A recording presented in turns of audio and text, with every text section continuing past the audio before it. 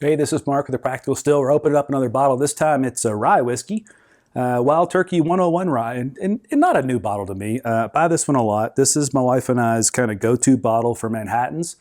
I do a fair amount of old fashions with them, and frankly, I like sipping it neat.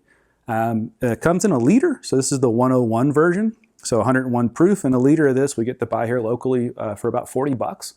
So you certainly can't beat that.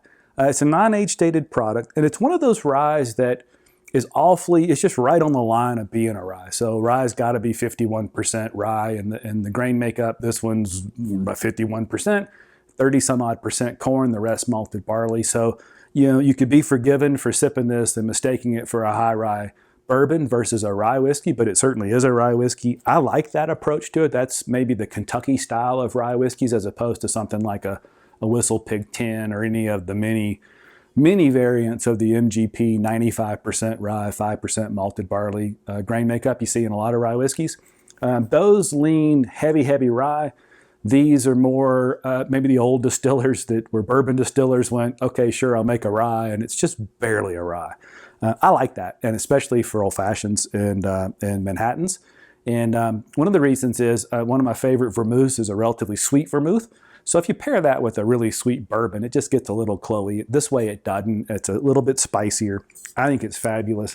I think that for something that I'm going to guess is in the 6 to 7 or 8 year old range, maybe if it aligns with the Wild Turkey 101 bourbon, it's hard to beat for 40 bucks. Something that can be sipped neat, something that fools a lot of people in blind tasting. So it's really tasty.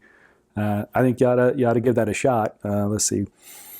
Like I said, nothing. I'll tell you what, though, tonight it does smell awfully rye. Yeah, it's a little bit of, the mint or the dill that you get on ryes.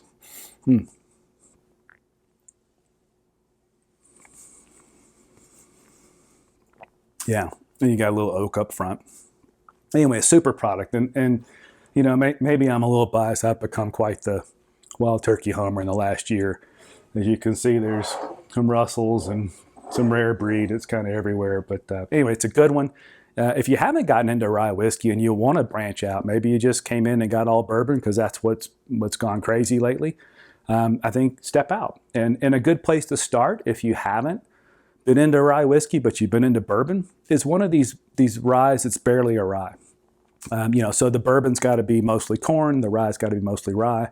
But one of these, the Wild Turkey or something from Heaven Hill, would be a good place to start with that. And that way you're not going all the way to something that's 100% rye. And it's a good middle ground. So give that a try. Let me know what you think. Give us a note in the column, in the comments. Give us a thumbs up or a thumbs down. Let us know if we're doing these videos right. And let us know what else you might like to see us open. Talk to you soon. Cheers.